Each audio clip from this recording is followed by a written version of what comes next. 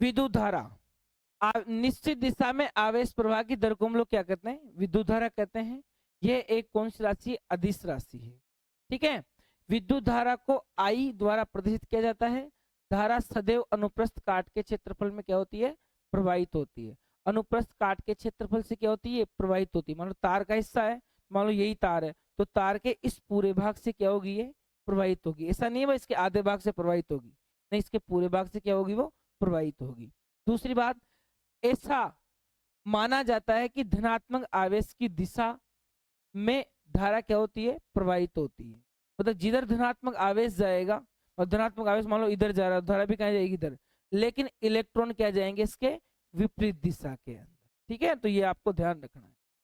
आवेश प्रवाह तथा ऋणात्मक आवेश के प्रवाह की विपरीत दिशा में किसकी धारा होती है, विद्युत धारा की दिशा मानी जाती है। अब देखो सूत्र क्या है बताओ, आई बराबर क्यू अपॉन टी, और हम लोग जानते हैं आई बराबर क्यू अपॉन टी, आई बराबर क्यू अपॉन टी, और हम जो जानते हैं कि क्यू बराबर क्या है, इलेक्ट्रॉनों की संख्या। किसी तार के अंदर आवेश का मतलब क्या है, इलेक्ट्रॉन कितने उसमें से प्रवाहित हो रहे हैं। कहने का मतलब तो यहां से बताओ आई का मान क्या हो गया, आई बराबर एन ई अपॉन टी। समझेगी बात। अपन जब न्यूमेरिकल करते हैं उस समय आपको एक तो इलेक्ट्रॉनों का मान दे देगा वो, भाई किसी तार में 10 इलेक्ट्रॉन प्रवाहित हो रहे हैं, ठीक है, उसमें इतनी समय के लिए अगर प्रवाहित होते हैं तो धारा का मान बताओ। तो उस समय, हाँ, तो उस समय अपने को ये सूत्र काम में लेना है, क्योंकि वहां इलेक्ट्रॉनों की संख्या दी गई है और इलेक्ट्रॉनों का आपको आवेश पता होगा। देखो एन का मान तुम्हारा 10 दे दिया वो, ठीक है भाई, 10 इलेक्ट्रॉन प्रवाहित हो रहे हैं, लेकिन एक इलेक्ट्रॉन पर आपको आवेश का मान भी पता होना चाहिए। तो कितना होता है एक इलेक्ट्रॉन पर आवेश, 1.6 गुणा 10 की घात माइनस 19 कूलम के बराबर। समझा की बात।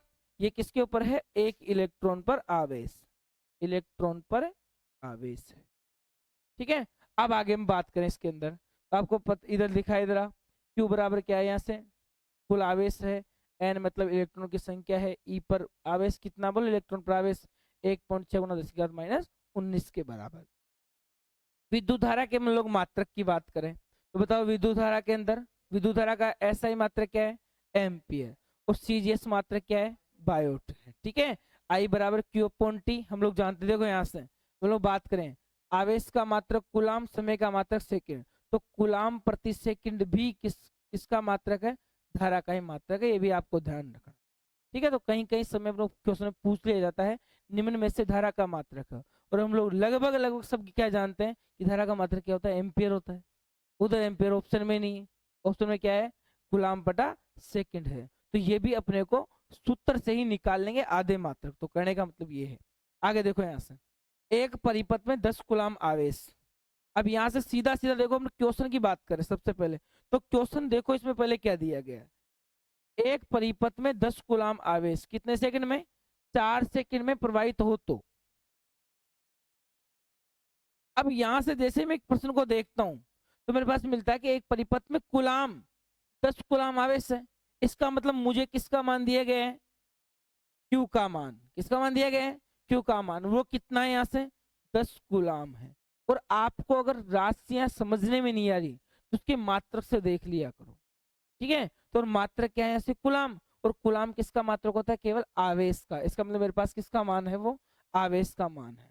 ठीक है, और इसके बाद देखो, आवेश 4 सेकंड में प्रवाहित हुआ तो विद्युत धारा का मान क्या होगा। इसका मतलब यहां से समय का मान कितना है, 4 सेकंड। और फिर मैं आपको एक बार समझ में पहले यहाँ बता दूं, अगर यहाँ 2 घंटे होता, 3 घंटे मिनट होता, कुछ भी होता, उसको हमेशा क्वेश्चन को सोल्व करने के लिए आपको किसमें बदलना पड़ेगा, सेकंड में, क्योंकि कुलाम बटा प्रति सेकंड ही एम्पियर होता है।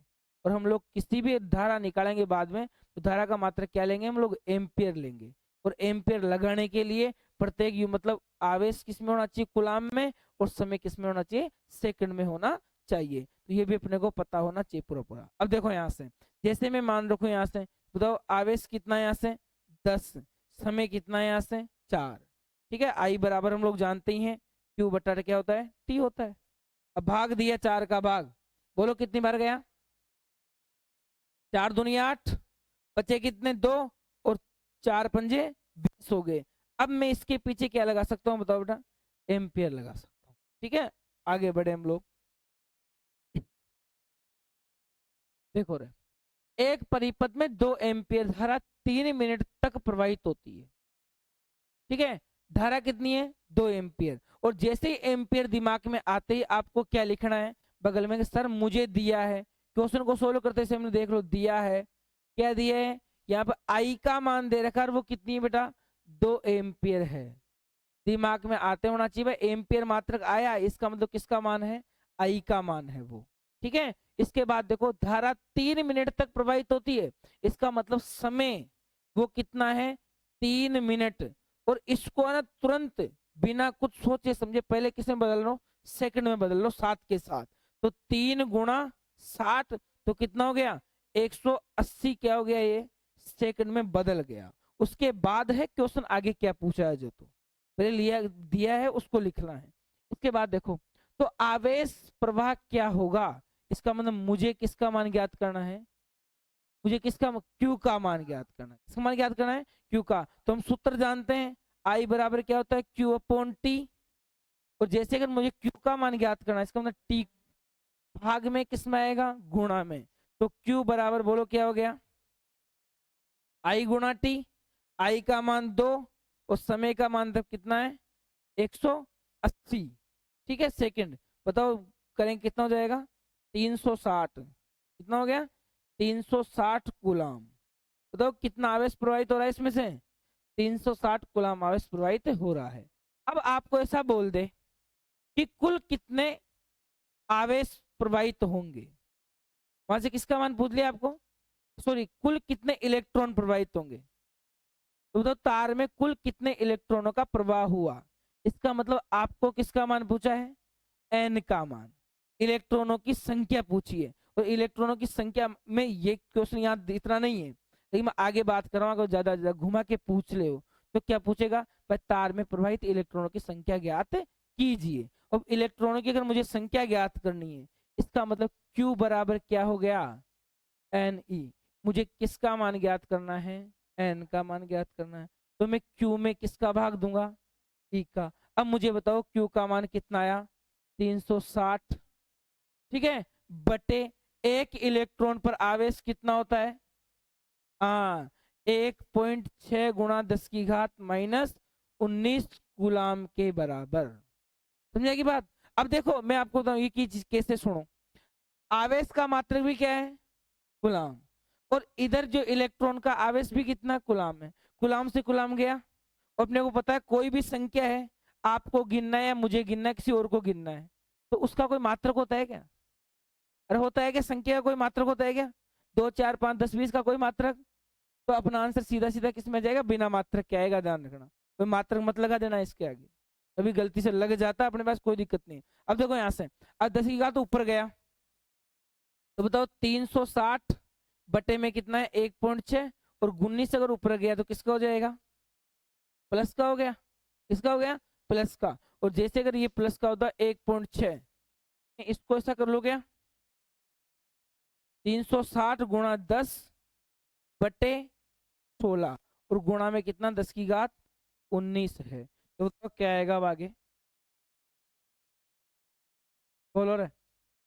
एन बराबर, अगर मैं 16 का भाग अगर 360 में दूं तो मैं ऐसा नहीं करता, 36 बटे 16 गुणा क्या कर लेता हूँ उसको? 10 की घात 10 गुणा 10 कर देता हूँ, ताकि उधर बढ़ा के कितना कर दूंगा मैं? 10 की घात 19 हो गया। बताओ 16 का भाग 36 में दो, 16 एकम 16, 16 दूनी 32। तो एन बराबर कितना आ गया? 16 दूनी 32। अब पॉइंट बचा कितना? 4। 40 में कितनी बार गया? 40 में भाग कितनी बार गया 16 का? फिर 2 बार गया। फिर बचा कितना? 8। और 16 पंजे 80 और गुणा 10 की घात 1 और 1 2, 2 और 19 10 की घात 21 हो गया। ठीक है, 10 की घात 21। इतने इलेक्ट्रॉन प्रवाहित होंगे इसमें से। ठीक है, कितने होंगे? अब मैं अगर इसको और अगर चेंज करना चाहूं तो देखो एन बराबर, सुनो बेटा, एन बराबर 225 बटे 100। ठीक है, गुणा 10 की घात 21। और 2 जीरो से 2 जीरो कट जाएंगे, वहां से कटेंगे इसी नहीं तो तो बताओ n का मान कितना जाएगा, 225 गुणा 10 की घात 19 रहेगा। कितना रहेगा, 19 रहेगा। इतने इलेक्ट्रॉन प्रवाहित होंगे, ठीक है, एक तार में से। समझेगी बात? हाँ बेटा, आप संख्या ज्ञात कर रहे हो, और संख्या अपने को पॉइंटों में नहीं रखनी है। ये भी विशेष रूप से ध्यान देना, क्वेश्चन करते समय आप लोग किसका मान ज्ञात कर रहे हैं, संख्या का। अब मैं आधा पूर्ण संख्या तो होती नहीं, हम लोग जानते हैं। अब मुझे गिनना है, आपको मैं गिन रहा हूँ, तो ऐसा नहीं भाई आधा छोरा हो गया पूर्ण छोरी होगी, ऐसा तो होगा नहीं, नहीं होगा ना। मतलब आपको पूरी पूरी संख्या में ज्ञात करना है। चलो आगे हम लोग बढ़े।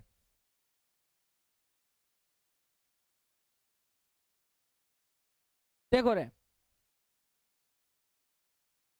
हो गया, 360 कूलम वन आवेश प्राप्त हुआ। चलो अगला क्वेश्चन अपन देखें। किसी विद्युत बल्ब के तंतु में, क्वेश्चन क्या है, किसी विद्युत बल्ब के तंतु में 0.5 एम्पीयर विद्युत धारा 10 मिनट तक प्रवाहित होती है। अब क्वेश्चन को देखते, किसी विद्युत बल्ब के तंतु में 0.5 एम्पीयर, इसका मतलब आई का मान कितना है, 0.5। इसके बाद देखो विद्युत धारा 10 मिनट तक प्रवाहित होती है, इसका मतलब समय का मात्रा कितना है, 10 मिनट। विद्युत परिपथ में प्रवाहित विद्युत आवेश का परिमाण क्या होगा, इसका परिमाण क्या होगा, विद्युत आवेश का मान। और विद्युत आवेशों की संख्या नहीं पूछी, वो इलेक्ट्रॉनों की संख्या पूछा ही नहीं, किसको पूछा, विद्युत आवेश का मान। तो मुझे किसका मान ज्ञात करना है, क्यू का मान। तो सीधा सीधा आप लोग इसका ज्ञात कर सकते हैं। देखो यहां से 10 को 60 से गुणा करेंगे तो कितना सेकंड मिल जाएगा, 600 सेकंड। ठीक है, 10 मिनट दिए गए हैं, और मिनट को अगर मैं सेकंड में बदलूंगा 600 सेकंड हो गए। साथ ही जैसे ही मैं इधर देखो, आई का मान कितना दिया गया अपने को, 0.5 सेकंड, और जैसे ही मैं 0.5 को अगर 600 से गुणा करूंगा तो मेरा कितना मिलेगा, Q बराबर 300 कूलम आवेश प्राप्त होगा। समझ आएगी पूरी पूरी बात। चलो आगे देखो, एम्पेयर की परिभाषा इंपोर्टेंट है, कई बार पूछी गई है बोर्ड एग्जाम में, और अभी पूछा जा सकता है। छोटी छोटी चीजें परिभाषा है, उसको याद कर लेना चाहिए आपको। देखो परिभाषा क्या है, किसी विद्युत आवेश परिपथ में 1 कूलम आवेश, ठीक है, किसी विद्युत परिपथ में 1 कूलम आवेश 1 सेकंड तक क्या होता है, प्रवाहित होता है। तो उस विद्युत तार में 1 एम्पीयर की धारा क्या होगी, उसमें प्रवाहित होगी। चलो, होता है अथवा, दूसरी परिभाषा क्या है, यदि किसी विद्युत परिपथ में 1 सेकंड में 1 कूलम आवेश प्रवाहित होता है तो उस अनुप्रस्थ काट क्षेत्रफल से प्रवाहित धारा का मान 1 एम्पीयर होगा। कहने का मतलब ये है भाई, 1 कूलम आवेश को अपने को 1 सेकंड में देंगे तो उसमें जो धारा बहेगी वो कितनी आएगी, 1 एम्पीयर आएगी। कहने का मतलब ये है। चलो समझ आएगी बात, ये तो आया, दोबारा बताऊं, समझ आएगी 1 एम्पीयर की परिभाषा। आगे देखो, अब देखो यहां से मैंने जितने बताया को मिली, माइक्रो, नैनो, पीको हम लोगों को लिखवा चुका। ठीक है, तो ये केवल याद करने की चीजें हैं, इसका इसमें कुछ भी नहीं है। और अब देखो विद्युत धारा को मापने का यंत्र, कई बार सीधा सीधा क्वेश्चन पूछता है, वो क्या है, एमीटर है। ठीक है, तो एमीटर का दो एमीटर, जैसे भी आप नाम लिखो वैसे लिख सकते हो। अब देखो विद्युत परिपथ, अगला टॉपिक अपना क्या था, विद्युत परिपथ। बोलो क्या है, किसी विद्युत धाराओं, किसी विद्युत धारा के सतत तथा बंद परिपथ को क्या कहते हैं हम लोग, विद्युत परिपथ कहते हैं। सतत का मतलब वो बीच में से टूटा हुआ नहीं होना चाहिए, और बंद परिपथ का मतलब भी यही है, बंद का मतलब उसमें कुंजी लगी हुई होनी चाहिए ताकि उसमें धारा का मान निरंतर रूप से क्या है, चलता रहे। ठीक है, बंद परिपथ का मतलब ये होता है। और अपन बंद का मतलब क्या है, लाइट बंद है साहब, तो लाइट बंद को मतलब अपन वो क्या है, परिपथ टूट चुका, लाइट बंद कर दी, इसका मतलब क्या है, परिपथ टूट चुका। लेकिन यहाँ परिपथ बंद है, इसका मतलब उसमें धारा क्या हो रही है, संचालित हो रही है। ठीक है, धारा उसमें प्रवाहित है। चलो आगे देखो, ये धारा आई है जो इस तार में क्या हो रही है, प्रवाहित हो रही है। और आपको पता है बैटरी के प्लस सिरे से हैं।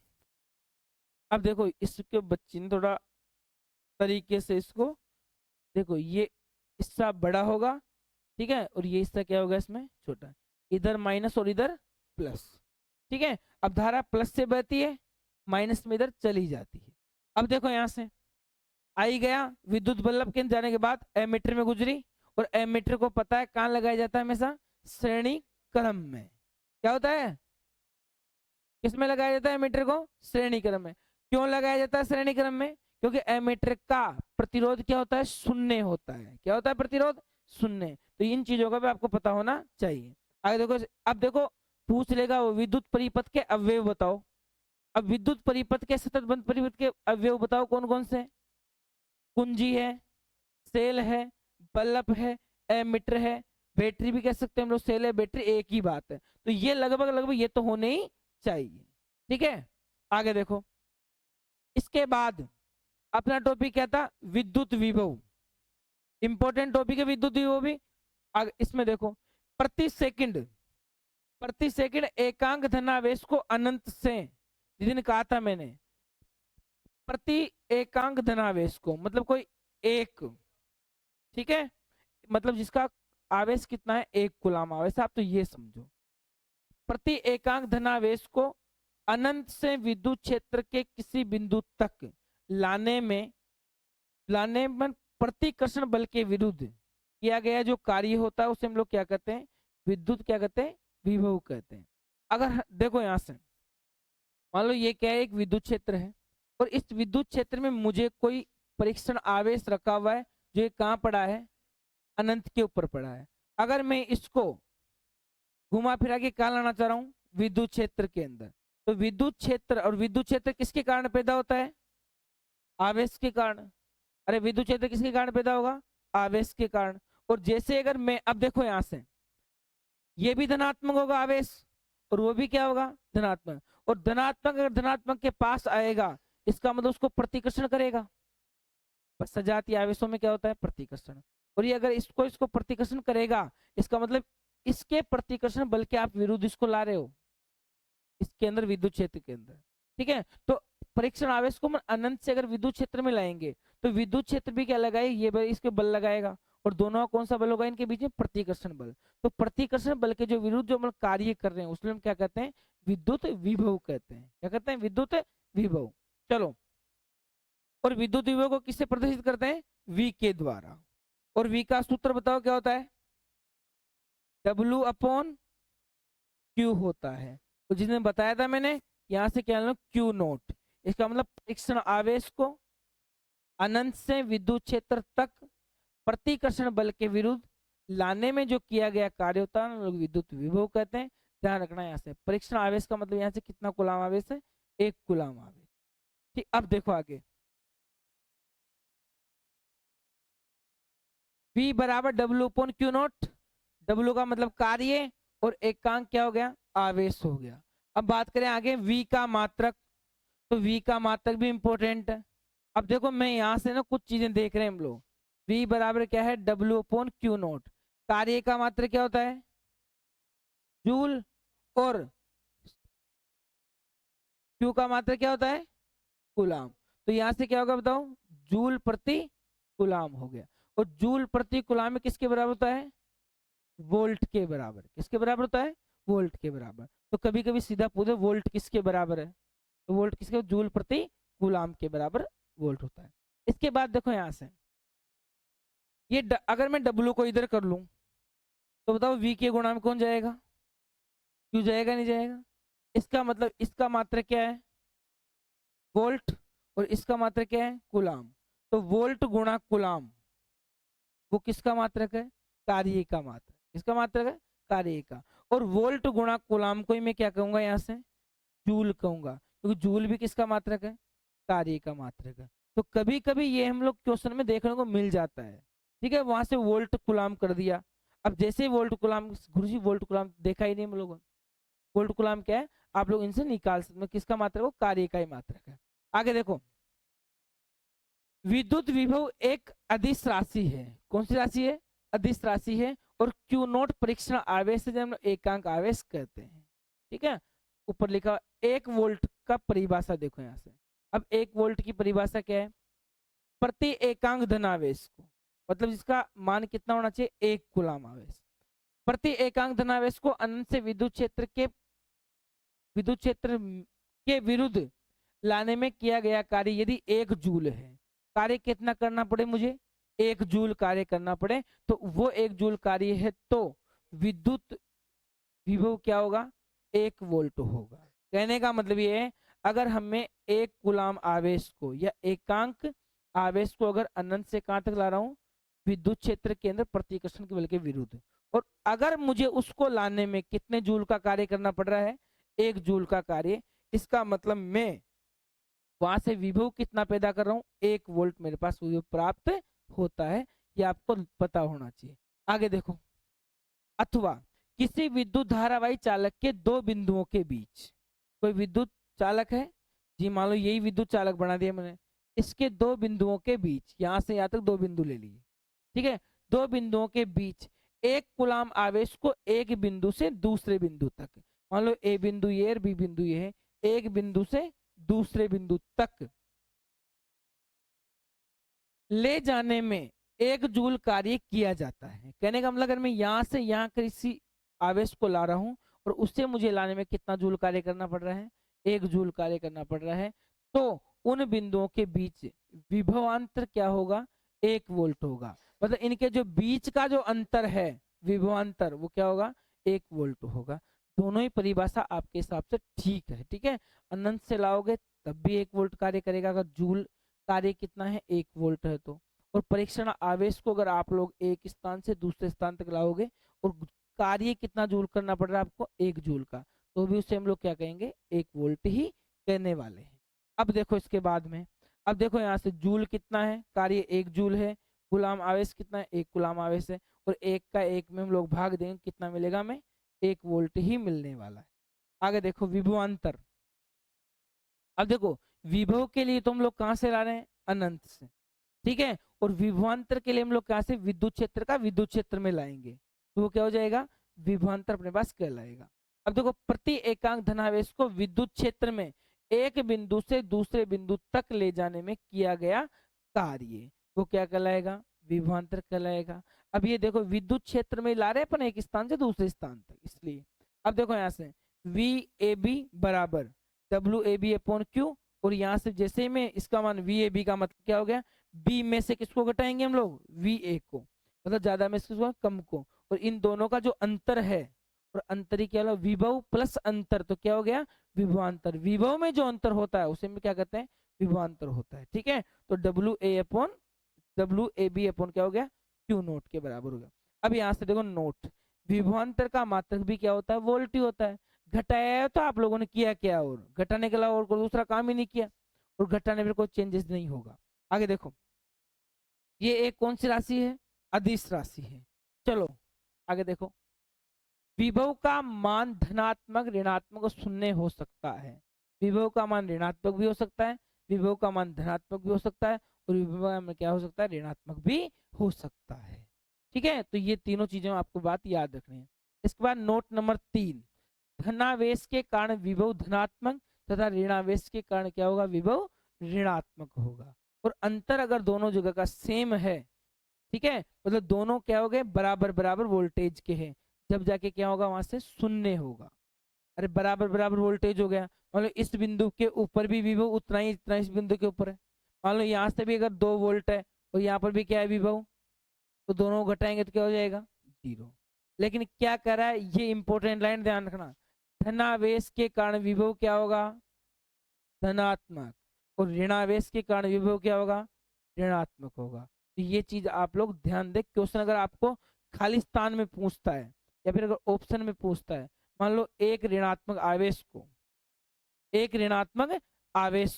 हम लोग अनंत से विद्युत क्षेत्र में तक ला रहे हैं, तो बताओ विभव क्या होगा, ऋणात्मक धनात्मक होगा, ऋणात्मक होगा, धनात्मक होगा या शून्य होगा। तो उस स्थिति में आपको ध्यान रखना है, धनात्मक से धनात्मक, ऋणात्मक से ऋणात्मक पैदा होगा। चलो नंबर 3, विभव या विभवांतर को मापने का यंत्र वोल्ट मीटर होता है। विभव को चाहे विभवांतर को, दोनों को मात्रक दोनों का एक ही है वोल्ट, और मापने का जो यंत्र उसे क्या कहेंगे हम लोग, वोल्ट मीटर कहते हैं। वोल्ट मीटर को सदैव उन बिंदुओं के समांतर क्रम में क्या होता है, जोड़ा जाता है या पार्श्व क्रम में संयोजित किया जाता है, जिनके बीच विभवांतर अपने को मापना है। तो ध्यान रखना है कौन से क्रम में जोड़ेंगे इसको, समांतर क्रम में, या समांतर का दूसरा नाम क्या है, पार्श्व क्रम। आगे बात करें हम लोग इसके, तो वोल्ट मीटर का प्रतिरोध क्या होता है? अनंत होता है। कितना होता है? अनंत। आगे वह क्वेश्चन नंबर 1 देखो, 5 कूलाम आवेश को अनंत से विद्युत क्षेत्र में, 5 कूलाम आवेश है, इसको हम लोग कहां से ला रहे हैं? अनंत से विद्युत क्षेत्र में किसी बिंदु तक लाने में किया गया कार्य अगर 35 जूल है तो उस बिंदु पर विभव का मान क्या होगा? तो आपको क्वेश्चन में देखते हैं आपका जमीर पहले तो जगना चाहिए। अब जमीर क्या जगना चाहिए कि सर पहले जो दिया गया है मैं उसके मान लिखूंगा सबसे पहले तो। अब मुझे बताओ दिया क्या क्या गया है। अब जैसे मैं क्वेश्चन को पढ़ा तो क्वेश्चन को पढ़ने के बाद बताओ मुझे क्या दिखाई दे रहा है? 5 कूलाम आवेश, इसका मतलब मुझे Q का मान कितना दे रखा है?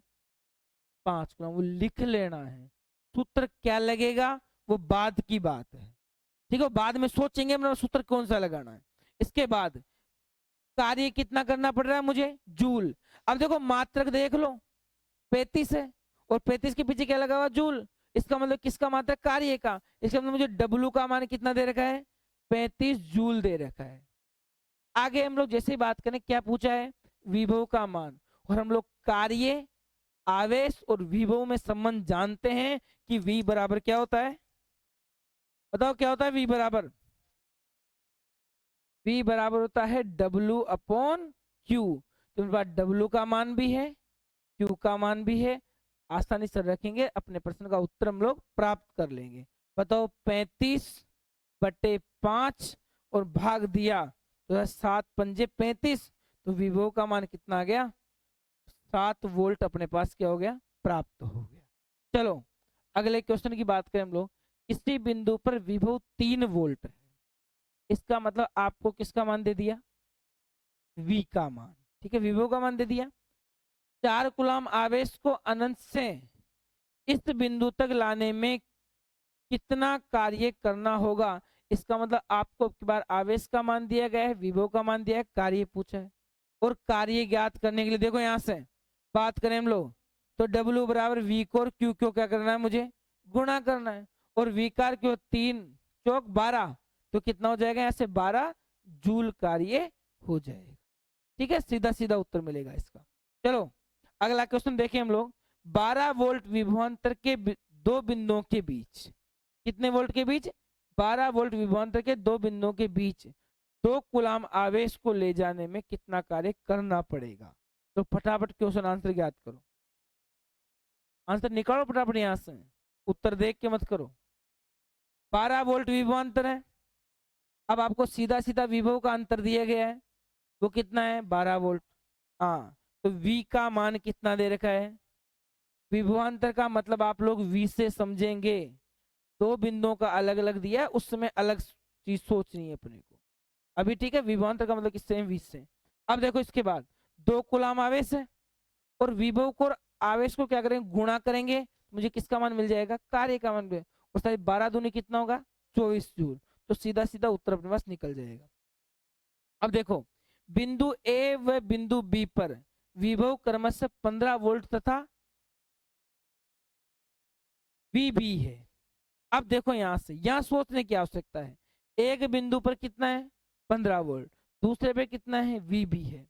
यदि 3 कूलाम आवेश को A से B तक ले जाने में अगर 150 जूल कार्य करना पड़ता है अपने को, तो VB का मान क्या होगा? ठीक है, तो B है ये ना, 3 नहीं, क्या है? B मतलब B बिंदु पर विभवांतर क्या होगा, कहने का मतलब ये है सीधा। अब देखो यहां से आपको अंतर दिया गया है, एक का कितना है? 15 वोल्ट है, दूसरे बिंदु पर कितना है? यहाँ से VB है, कहने का मतलब ये, मान लो 2 बिंदु अपने पास दिए गए। चलो आगे देखो। अब देखो ये A बिंदु और ये कौन सा? B बिंदु, इसके ऊपर VA विभवांतर हो जाएगा, इसका क्या हो जाएगा? VB हो जाएगा। इसका मान बोलो कितना दिया गया है मुझे? 15। कितना दिया गया है? 15 वोल्ट दिया गया, इसका मान मुझे निकालना है। और बड़ा बात मत करे एक तो, दूसरी बात यहां से बताओ कार्य कितना करना पड़ रहा है मुझे? कार्य कितना पड़ रहा है मुझे? 150 जूल मुझे कार्य करना पड़ रहा है, इसका मतलब डब्ल्यू का मान कितना है 150 है। अब क्वेश्चन में एक बात आप ध्यान दो, पहले मुझे ए से बी तक ले जाने में बताओ कहां से लेके जा रहे हैं हम लोग, ए से बी लेके जा रहे हैं, इसका मतलब मुझे बताओ यहां से बी में से किसको घटाना है, ए को घटाना है, ये ना करने का मतलब। पर अंतिम पॉइंट कौन सा है, बी, जब हम लेके जा रहे हैं, और प्रारंभिक पॉइंट कहां से लेके जा रहे हैं हम लोग, ए से। तो मैं यहां से वी बी में से क्या घटाऊंगा, वी ए को घटाऊंगा, और क्या हो जाएगा, डब्ल्यू बटा क्यू हो जाएगा। ठीक है, तो बताओ क्या मिला यहां से, इसका क्या मान लें हम लोग, वी मान लें, माइनस वी ए का मान कितना बोलो 15 है, आगे बोलो किसके 150 बटे आवेश का मान कितना दे रखा है 3, ये 3 कूलम है। काटा कितनी बार गया भाग 50 बार,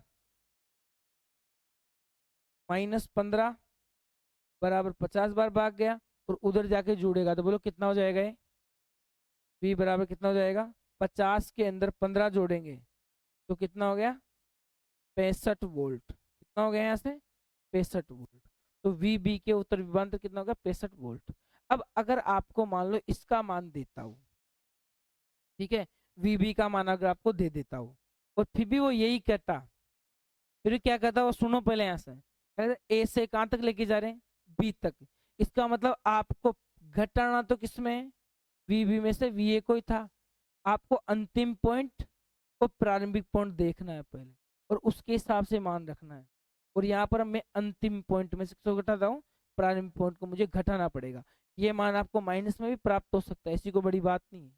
क्वेश्चन अगर इसका मान अगर ये अगर इधर देता तो मुझे इसका मान पूछता, फिर माइनस में प्राप्त होता ही होता हो, ठीक है, फिर मुझे कितना मिल जाता हो 35 मिल जाता। चलो देखो, अब देखो नोट लगा के लिखवाया है मैंने, बी से कहाँ लेके जा रहे हैं हम लोग ए तक, लिखवाया ना मैंने, बी से ए तक ले जाने में किया गया कार्य अगर 150 जूल है तो वी का मान क्या होगा। अब देखो यहां से घटाएंगे वही, ठीक है, अंतिम पॉइंट कौन सा है ए, तो वी ए में से क्या घटाएंगे वी बी, अंतिम पॉइंट कौन सा है वी ए, और प्रारंभिक कौन सा है वी बी।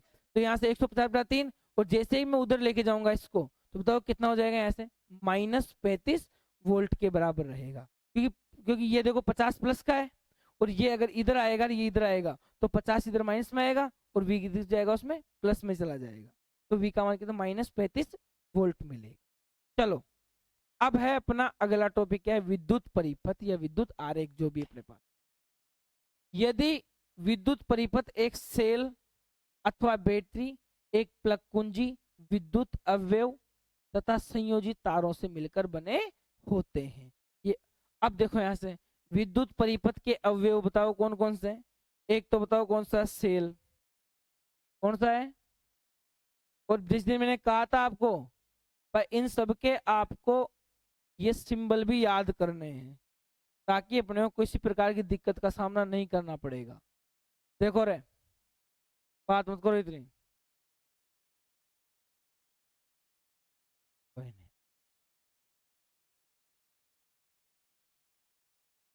चलो। सेल, सेल का चिन्ह कैसा होता है, देखो सेल में चीज एक ही बार होती है, सेल में जो सिंबल है ना, मतलब एक बार, मतलब एक बार बड़ा बनाएंगे और एक बार क्या बनाएंगे छोटा बनाएंगे। जबकि बैटरी में, बैटरी क्या होता है सेलों का संयोजन, बैटरी क्या होता है सेलों का संयोजन। हम लोग बात करें यहां से, देखो बैटरी अथवा सेलों का संयोजन, उस समय हम लोग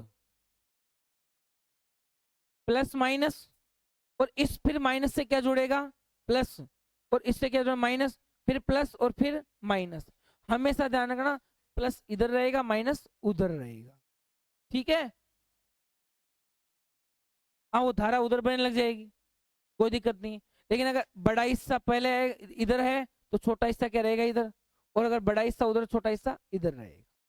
चलो उल्टा सुल्टा बना देंगे हम लोग, तो धारा को हमेशा कहां से गुजारना है, प्लस से जाएगी और किस में आएगी माइनस में आएगी, ये चीज अपने को ध्यान रखनी है।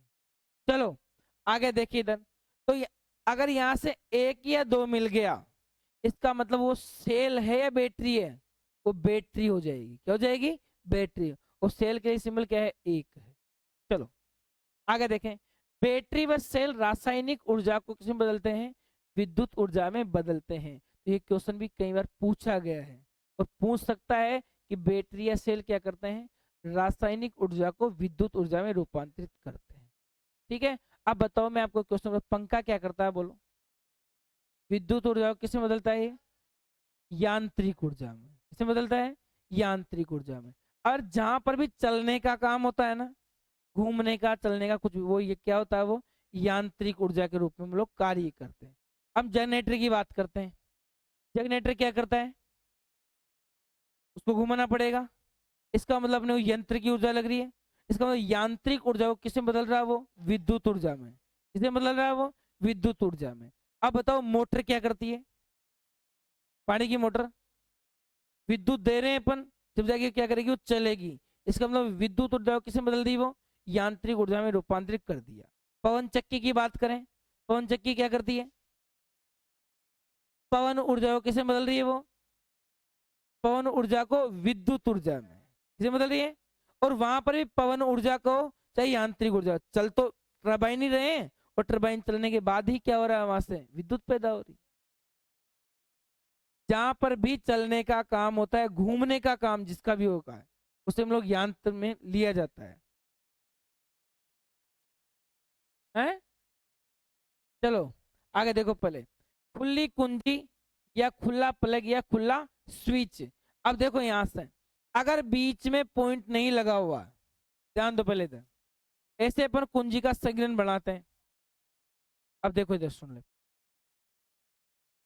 अब देखो, जब तक ऐसे लिखा हुआ है, ये बड़ा सुनो, ऐसे लिखा हुआ है, इसका मतलब ये जो कुंजी है, ये कौन सी है? खुला। खुला पर्याप्त, इसका मतलब धारा प्रवाहित नहीं हो रही है। धारा प्रवाहित नहीं हो रही है, ध्यान रखना। खुली कुंजी, खुला प्लग या खुला स्विच कहते हैं इसको। और देखो यहां से, जब मैं अगर इसमें डॉट लगा दिया, इसका मतलब ये बंद कुंजी, बंद प्लग या क्या कहलाएगा? बंद स्विच कहलाएगा। अब देखो यहां से, बोलने के तरीके में फर्क होना चाहिए, पहले बात तो ये। तन्नो अब देख, सुन कैसे बोलने पर कैसे होगा। इसके अंदर विद्युत धारा प्रवाहित नहीं होगी, विद्युत धारा प्रवाहित नहीं होगी, और इसके अंदर क्या होगी? विद्युत धारा प्रवाहित होगी। क्योंकि यहाँ स्विच क्या है? हाँ, ये बंद स्विच है। कौन सा स्विच है? स्विच बंद है, इसलिए क्या हो रही? धारा चल रही है। और यहाँ स्विच क्या है? खुला है, इसलिए यहाँ धारा क्या हो रही है? नहीं हो रही। ये ध्यान रखना, केवल इसमें बोलने का फर्क है, काम दोनों का अलग अलग है। देखो आगे बात करें हम लोग, परिपथ में धारा प्रवाहित होगी। अब देखो, अगर परिपथ में धारा प्रवाहित नहीं होगी और यहाँ परिपथ में धारा प्रवाहित होगी।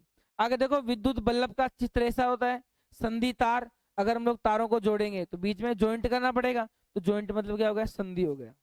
चलो आगे ध्यान दो।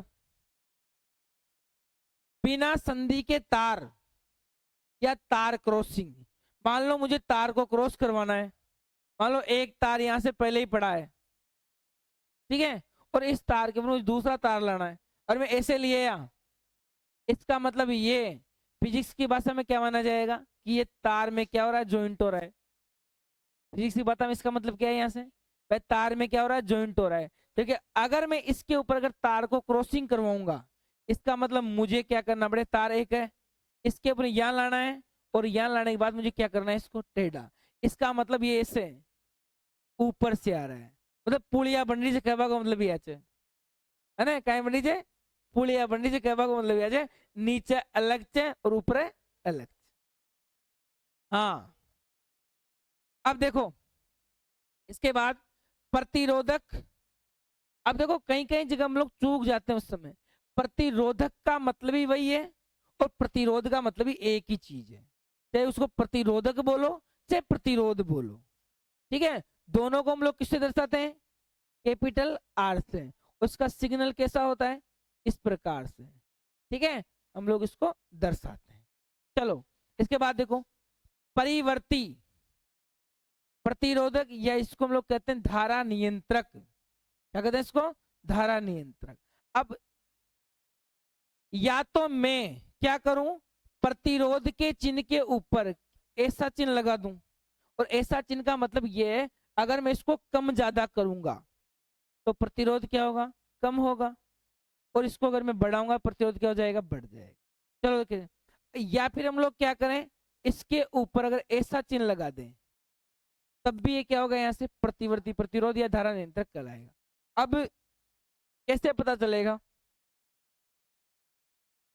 क्या? हाँ, लेकिन ये दोनों मानने हैं। साइलेंट हो। अब देखो इसके बाद, अगर मैं इसके बाद बात करूं थोड़ा सा, अब देखो अपने लेबोरेटरी के अंदर एक ऐसा बॉक्स होता है, ठीक है, इसका प्रतिरोध बॉक्स, ये धारा नियंत्रक कहते हैं आप लोग, ठीक है, मतलब प्रतिवर्ती प्रतिरोध या फिर धारा नियंत्रक। इसके अंदर ना बहुत सारे ऐसे क्या होते हैं, डब्बे डब्बे से बने होते हैं। अब मैं अगर आपको दिखाऊं यहां से, तो दिखाने के लिए मुझे यहां से सर्च करना पड़ेगा। देखो हम लोग देख लेंगे अभी, सर्च।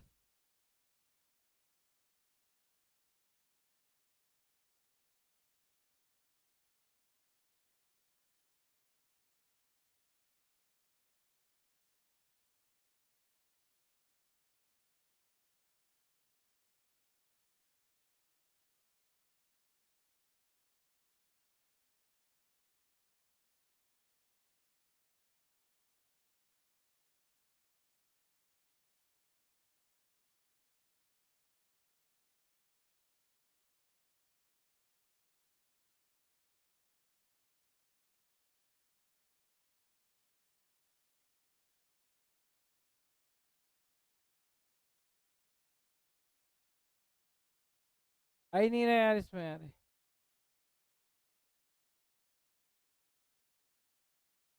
चलो हम लोग गूगल गूगल पे देख लेंगे अभी, इसमें सर्च नहीं। देखो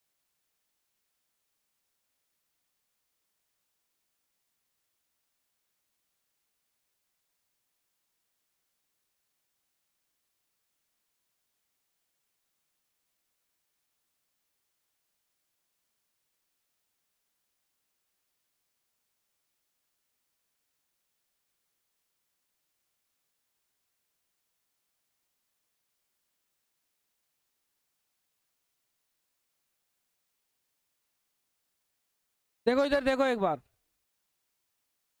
ध्यान दो रे।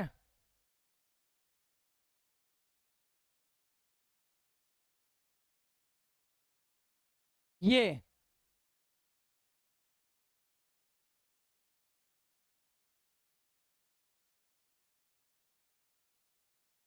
ये है यहाँ से प्रतिरोध बॉक्स, ठीक है ना।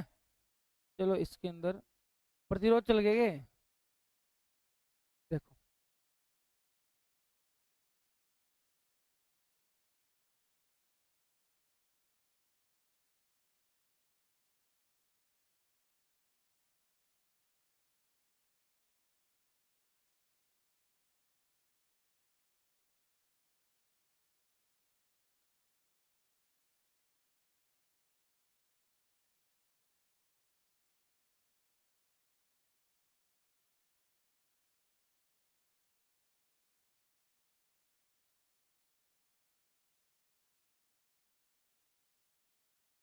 ये ना उसको मापने का यंत्र आता है पूरा का पूरा।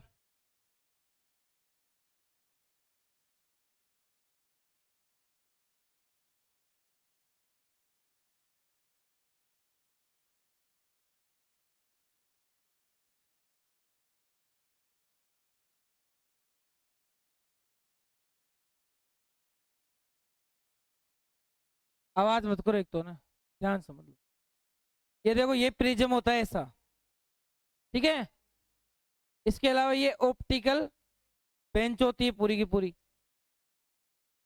ये ग्लास, जिसे हम लोग ग्लास पट्टिका कहते हैं, ये होता है टू वे की, ये कुंजी होती है ऐसी, ठीक है। हाँ, ये वाई रही सी, ये क्या है डायोड, ठीक है। आराम आराम से। इसके बाद देखो ये जो ट्रांजिस्टर होते हैं, ये आपने कभी कभी कोई डिवाइस खोली होगी ना कभी, हाँ, ठीक है। ये अपने पास सोलेनोइड है, जिसे हम लोग परिनालिका कहते हैं, ऐसी होती है। ये देखो ये रहा, अरे यार चूक गया उधर। ये पोटेंशियोमीटर होता है अपने यहाँ से, ठीक है। ये रहा रेजिस्टेंस बॉक्स, जिसे हम लोग प्रतिरोध, ये ऐसा एमीटर होता है, ठीक है। ये वोल्टमीटर होता है, हाँ। ये गैल्वेनोमीटर होता है। उसके बाद बात करें, ये अपने पास अपन पढ़ाते हैं ना, क्या बोलते हैं उसमें, क्यों नहीं पढ़ाते हैं उस समय, ये सिंपल पेंडुलम होता है। ये बार मैग्नेटोन, ठीक है। इस प्रकार से कुछ चीजें हैं अपने पास जो है, देख के तो क्या करेगा।